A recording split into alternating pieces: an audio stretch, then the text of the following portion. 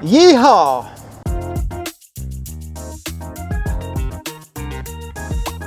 Well guys, we're officially back from West Virginia. Check out the Air Data app.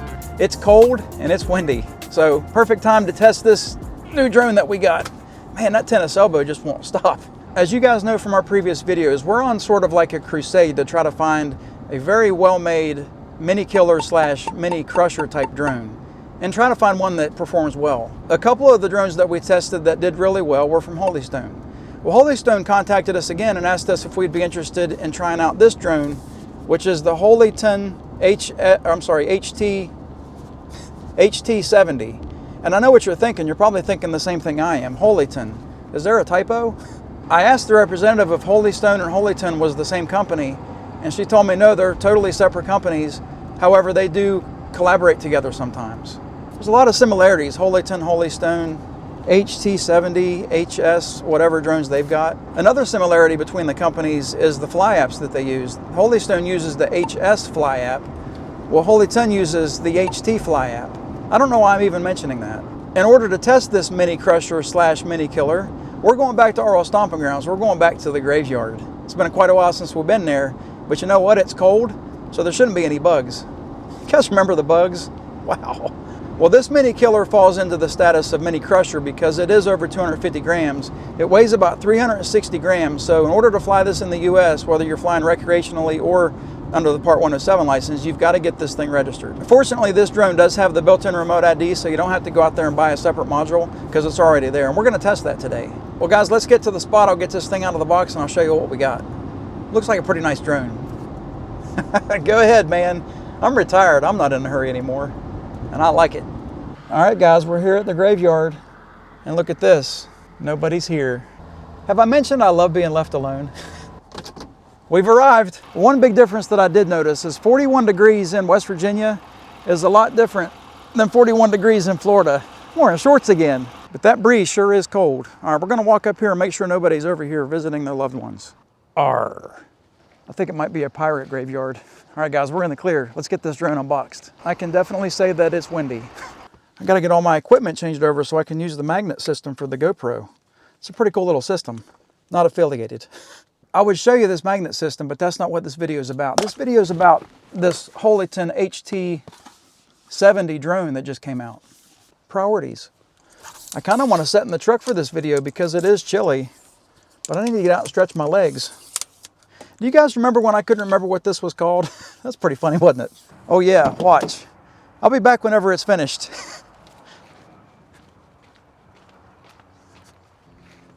See, I told you I'd be back. All right, I'm gonna pull this bag out of this box and show you what kind of a bag they sent me. Now, just so you guys know, I did open this up before. I've already had this all taken apart and everything, and I charged the battery and stuff, or the batteries.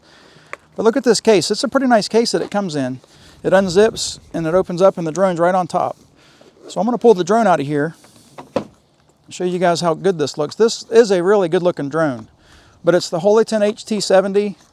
It folds out. It's not much bigger really than the mini series, but it weighs just a little bit more. Now, one of the cool features about this, if you take off the gimbal cover, it is a true 3-axis gimbal. It goes sideways, back and forth, and up and down.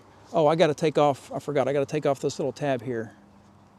There you go. Now we can actually get some pretty clear footage, I think, through this camera, but it's supposed to take 4K footage, video, and photographs. So that's the drone, and I've also got a 32 gigabyte SD card in the slot there, and it's just like any other drone. The card slides in and slides out, and this one actually fits perfect, Sean. Sean, the drone, did a review on a budget brand type of drone a little while back. Well, he had a lot of problems getting the SD card to fit inside that slot, so that's pretty funny. This is the Holyton controller for the HT70. Now, I know it may look familiar, but it says Holyton, so it's not affiliated with any other brand, right? Now, I do have a question. Does anybody know why these controllers always have these little green tabs attached to that short little piece of tape? What purpose does that serve? There's no plastic or anything over the display here. I don't really know what that means. If you know, let me know in the comments. One thing that's different about this controller is obviously the sticks aren't put in, but there's no place for the sticks to be stored underneath. Magically, you open up this little compartment, the sticks are inside here. You got to be kind of careful because they're not magnetic or anything, and they can fall out of there. But yeah, there's sticks. There's a storage spot right inside there for the sticks. And that's also where you have your cable to connect to your phone. I'm going to do something that I did to the Holystone that didn't seem to make a difference. I'm going to take the right stick and put it in the left side here. These aren't screw-in type either. These are just pressure. So you just push them in and they sort of lock in. And I'm going to take the left one and bring it over here to the right. Let's see if we can get some confusion out of this. Ugh. All right, it's in. Again, I do have to take my iPhone 13 out of the case for this controller. For some reason, a lot of these controllers have these lightning cables that they just don't seem to reach all the way through into that case. So here's the setup. I got my phone in the controller, and I'm just going to plug this lightning cable into the phone, and we're going to be all set up. Well, as set up as we can be. I just noticed this inside my phone case. It says drop plus. I guess that means it's drop proof. Whew, it's a little nippy. All right, so inside the case further, we're going to delve into. It comes with this box of goodies. Look at this. Look at how much stuff is in this box. Makes it look like there's a bunch, huh? Well, there's not really a lot in here, but there is something in here that they've added or that they've provided that not a lot of companies provide. Now, I did notice, unfortunately, it only comes with one battery. And with this one battery, it's supposed to have a 31-minute flight time. So that's kind of good, right? It's hard for me to demonstrate everything that this drone can do with just one battery, but we're going to see what we can do today. We're going to try to get as much done as we possibly can. One thing that I will tell you is that you got to charge the controller and you got to charge the battery. And inside this bag here, they provided one charging cable. So that kind of, I don't know, they probably should include at least 2 cables if they're going to have 2 things that you need to charge. Because let me tell you, this controller is supposed to take up to 120 minutes to charge, and this battery alone takes 110 minutes to charge. I charged these things up a couple days ago, and I'm telling you what, they took every minute of that 120 minutes to charge. So if you've only got one cable and you're not like me and don't have a bunch of cables laying around, it can take you up to 4 hours to just charge these 2 things. So if they could just provide you with a second cable, that would be pretty cool. Let me put this battery inside the drone here. It's just like any other drone that we've flown lately. It's the labels up thing. So if you have your labels up, it'll slide right in.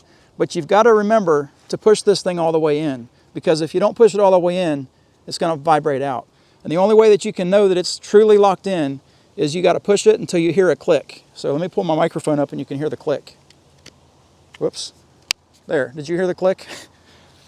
I didn't really hear the click either, but trust me, it clicked. All right, well, one little accessory that I was telling you guys about that they provided with this drone that not many other companies provide this with is a strobe light. Check that out. It comes with its own little strobe light. Now, this strobe light weighs about 6 grams, and I have yet to be able to determine if this is visible for 3 miles as the FAA requires here in the USA. So I don't know if this will keep you legal at night yet. I don't even know how to test that or how to find it out. At least it's something that they provided, right?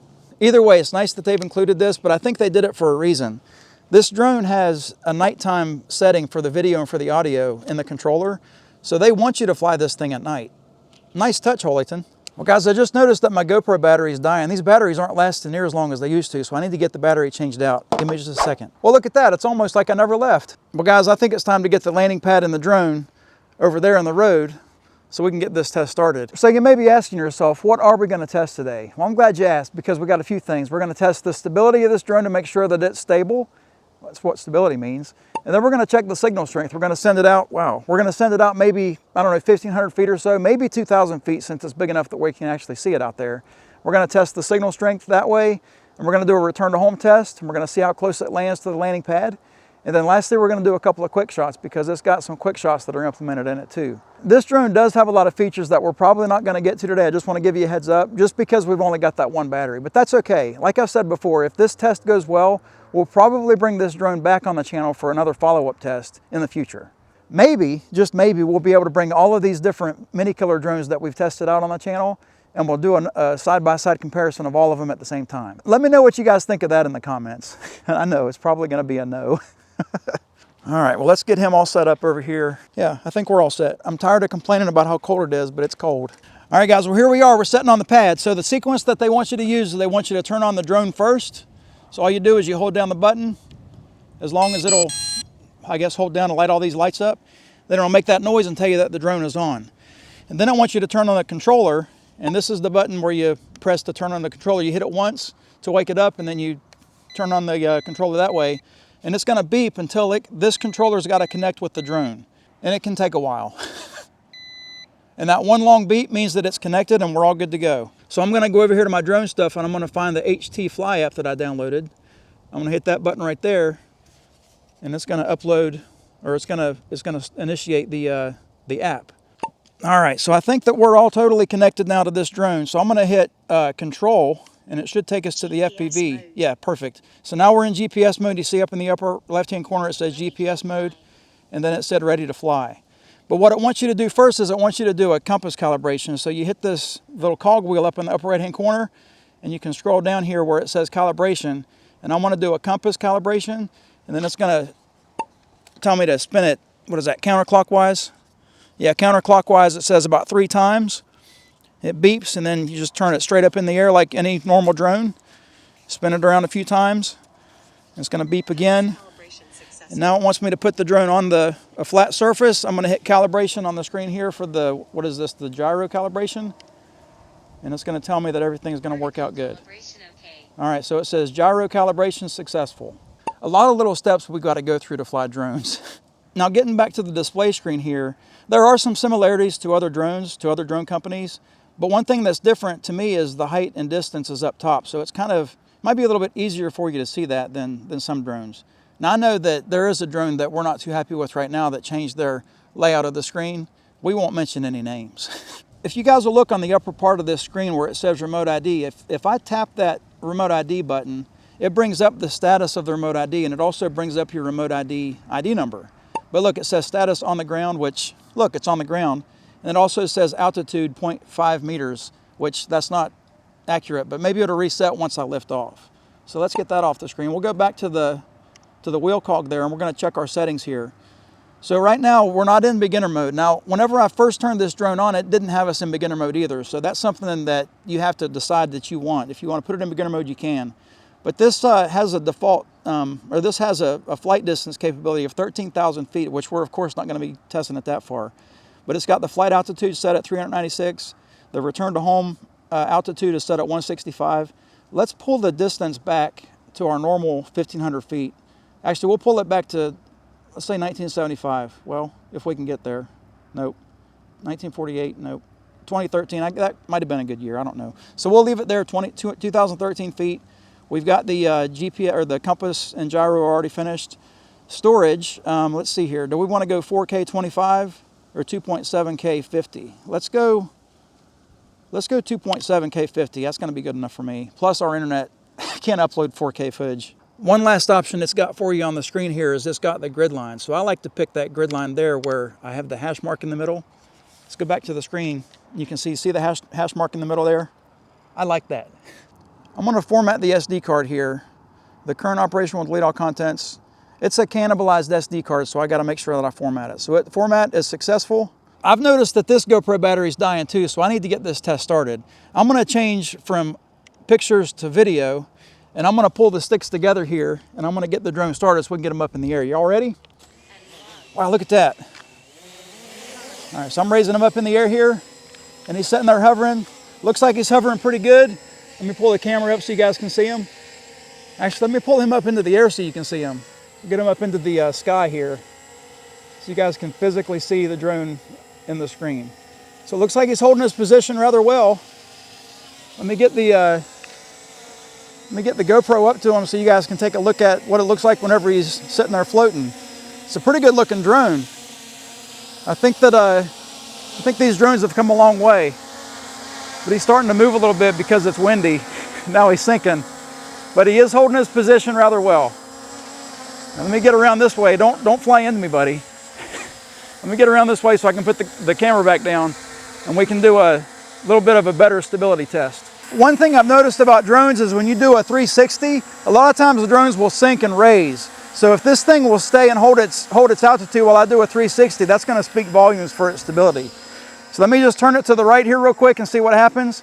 All I'm doing, oh, it's starting to drop. Now he's going up. Is he even in the camera shot? Yeah, he is. He's going up and down a little bit, so he's losing some of his stability there, but it's not too bad. It looks like he's regaining his composure pretty good. Let me pull him back to the right. I don't think that's bad at all. There, I hit record, so now we're recording. Hi drone, how's it going? Why do you keep going up and down like that? I just want to test the stability again by grabbing a hold of his leg. I'm going to pull him down and see if he goes back and finds the spot. It's not bad. I think you did a pretty good job there, buddy. You guys remember when I said that it's windy? Well, it feels like it's getting a little bit windier.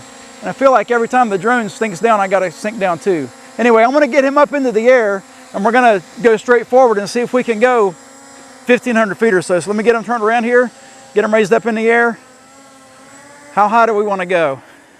I think here normally we fly about 115 feet up, but man, that wind is that wind is pretty bad. Let's see how these controls are too. Now again, unfortunately, the gimbal wheel is on the right hand side. It's right here, so you gotta use your right finger, which kind of stinks. I like it whenever the gimbal is on the left hand side. All right, so we're looking straight out there, and we are 86 feet high. There's a group of birds that have just woke up that's in front of us there. I don't know if that's good or not, but I'm just gonna start flying straight forward. Now we're in GPS mode, so I'm kind of anxious to see what the speed is, but the camera seems really, really stable. I mean, that gimbal is not shaking at all. Now I'm turning to the left there slightly, but it seemed like it kind of jerked a little bit to the left there, didn't it? It didn't seem like it was too smooth. Let me try to smooth that out. Looks strong in the sky. Here, I'm barely turning to the right, so there we go. Yeah, it does seem a little bit not sensitive enough. I think they need to maybe work on the stick sensitivity. Guys, it's so cold I can barely talk. All right, so we are out about 750 feet. It looks like the feed has been perfect ever since I set him out. Now he's only going 13 miles an hour, and that's another thing that it's set in. It's set in Imperial. I didn't even have to select that. It was already selected for me. All right, so we're 87 feet high. We're 1,200 feet out. There's not been any signal drop at all. Well, the signal's, yeah, it is dropping 1 bar at a time here and there. But we got 28 satellites. I can still see the drone at 1,400 feet, give or take. But yeah, the drone's still up there in the sky. I guess it is bigger than the mini drones because I can see it really easily. All right, so we're at 1,500 feet. I think that we've proven that the drone has a good signal, and the feed on the screen actually hasn't broke up at all. So let's do this. Let me hit return to home if I can find the button. Here, we'll hit this button here. It says safe to return home, or sure to return home. So I'm going to slide that to the right. Hopefully he turns to he's going to raise up to his predetermined altitude, which I think was 160 something feet. And hopefully he doesn't get blown around in the wind. But he's going to turn around now and face us. And he is now facing directly towards us. So we're going to see how close he gets to the landing pad, because he took off and he was kind of veering back and forth to the left and to the right.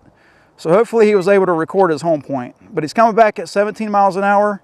That's probably going to be, there are only 2 speeds. There's GPS speed, or I'm sorry, the cinematic speed, and then there's sport mode. And the sport mode, I think, is more similar to the normal modes for most other drones. I don't think the speeds are too awful high here. But I can see us in the screen here. I'm going to pull the gimbal down a little bit while he flies towards us. And that way we can see if he's got that gimbal jerk like some other drones have that we fly, or that we've flown. But the gimbal, the picture really seems good. I'll be anxious to see what the 2.7K footage looks like. So I'm going to pull the gimbal straight down. Now, just so you guys know too, the manual says that this gimbal doesn't go 90 degrees down, it only goes 88 degrees. So now the drone is directly above us. He's actually a little bit farther to the, well, let me look, if I'm looking away the way he's looking, he's a little bit to the left there. So is he going to start coming down? I don't think that I want to, well, maybe. I don't know. You guys tell me. Is he going to hit these, oh, I guess that it's now recording again. I think that these files, whenever it's recording video footage, these files it may reset itself. But all right, let's go to the GoPro and watch him land. He's going to land in the grass. He's a pretty good distance away from the landing pad, but that's not too bad. I don't think that that's anything that we can complain about. All right, you going to land or what? So he hit the grass, or he hit the ground, and then he bounced, and then he came back up, and then he landed. That's maybe 6 feet. I don't think that's too awful bad. Let's get him back on the landing pad. Now, the other thing that I wanted to test. Ready to fly. All right, cool. Thank you for that. Another thing that I wanted to test was the quick shot. So I'm gonna hit this, it looks like squares on the bottom underneath the land button or the return home button. So I hit that and it's listed out GPS follow, circle, tap fly, zoom in and out, quick shots, and night mode. So let's go to quick shots and see what kind of quick shots. Oh, we gotta have the plane up in the air. Well, I guess we're gonna do that then. Let's get the drone started back up and we'll do a quick shot. Let me go ahead and pinch the sticks together and raise them up. Let them hover there for just a second. Now I don't know what kind of quick shots we've got here, and I'm not sure if it's really a smart thing to do to necessarily get him onto a quick shot on this little narrow road. Now we're looking straight down this road. Now if I do like a droney, do you think that this drone is going to hit the trees? I hope not, but there's only one way to find out. All right, let's hit that box. We'll go to quick shots. We'll see what kind. Oh, we got a droney right here. So let's hit the droney. The drone will lean back about 25 meters away from the target, watch the space behind, avoid damage in case of emergency, immediately interrupt the flight with the remote control. Okay, so let's confirm. I guess it automatically starts it and it starts recording it. Now, I'm not in the picture, but it is doing what they deem as a droney, so, and the camera looks pretty solid. Like it's not wavering at all. And the drone is not in any danger of hitting any objects. So now it's finished with its maneuver. And I'm kind of expecting it to come back, but I guess it's just gonna sit there. All right, so let's pull this drone back down to us and we'll do another quick shot. Well, that worked as it was supposed to. So let's pull him back up to us. How far out did he go? 28, no, I'm sorry. Yeah, he went out 100 feet, give or take. I hear an airplane above us, but it's above the clouds. Now let me pull the gimbal down to where it's got me in its sights. And I'm gonna hit this box again, and I'm gonna go back to quick shots, and let's try the rocket. So this is gonna go up 82 feet, is what it says. The drone will automatically rise 25 meters. Please make sure there's no obstacles above the drone in case of emergency, blah, blah, blah. So let's hit confirm. And we'll see what it does for this rocket. So now it's starting to raise itself up. I'm gonna pull the gimbal down myself, which I can. And now it's going straight up in the air and it's steady as can be. That's not bad. I do wish that it had some sort of a subject where it could keep its gimbal focused on a subject. All right, so we are done. We're 115 feet up in the air. He's not gonna come back down. So I'm gonna have to sink him down myself. So let me get him back down here. Well, so far I've been pretty impressed with how you performed, but one last thing I want to test. I'm going to see how easy you are to maneuver. Now you're going up and down quite a bit. You guys look at this. Look how much he's moving up and down, just on his own. I'm not touching the controllers at all, but he's just moving up and down all on his own. Now he's keeping his position. I think it might be related to the wind possibly. I don't know. All I want to do is I want to turn you around. I'm going to get you to face down the road there. And I'm going to see how easy it is. Wow, that wind is really strong. You're really moving up and down quite a bit. But I just want to get him raised up in the air. I want to see how easy it is to maneuver him to the left and to the right, and to see if we can get some good cinematic video. Now, granted, we're over I guess some trees and things here, so this isn't really the best, most cinematic spot, but the colors in the screen look pretty good to me. So I'm just going to fly straight forward here. And you guys, again, got to remember that I'm a horrible drone pilot and I'm not really good at capturing cinematic stuff, but I'm just going to nice and slowly turn the sticks here to the right and see if we can get a nice smooth turn. Because a lot of these drones, yeah, it's kind of fast.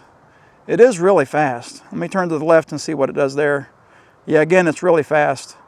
I want to raise it up in the air though, just so I can avoid all these trees for sure. But yeah, the stick movement's really fast and it's really kind of difficult to maintain any type of cinematic footage. So that might be something that they need to work on. But then again, it could just be me. All right, well, I think it's time to get this drone back to us. We're gonna have a little conclusion in the truck after I get some heat going because it is cold out here. All right, come on, no-name drone. Get back down here, buddy. Let's see if we can hand catch him too. You wanna hand catch him in the wind?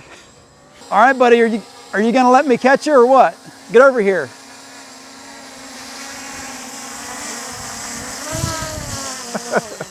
Hey, I caught him. One more successful landing. All right, guys, well, what'd you think? Is the Holyton HT-70 worthy to be called a mini killer / mini crusher? You be the judge on that. But let's start with the positives. I think these companies have come a long way with their stability, their signal strength, and this one specifically with the gimbal. I think that the gimbal did a really good job today. Now, I'm the first to admit, I'm a horrible drone pilot. I don't have the skills to get up there and to get a bunch of good cinematic footage. When Christy and I first started this channel, we deemed ourselves the unprofessionals, and I think we're sticking true to that. And honestly, a lot of the comments that I've seen, I think you guys agree with us. But seriously, one thing that I wish these companies will start focusing more on is the stick sensitivity. Because without the stick sensitivity, and it's a tongue twister, you're not going to be able to get the cinematic footage that everybody wants, you know, with the smooth turns and things like that. It's just going to be a jerky motion, and nobody wants to watch that. Anyway, guys, if you're interested in finding more information about this drone, I'll put a link in the description. I want to thank Holyton for reaching out, or Holystone for reaching out and asking us if we wanted to try this. I think it was a positive experience. Well, on that note, I hope you guys enjoy the video. Thanks for watching. Have a great week. God bless.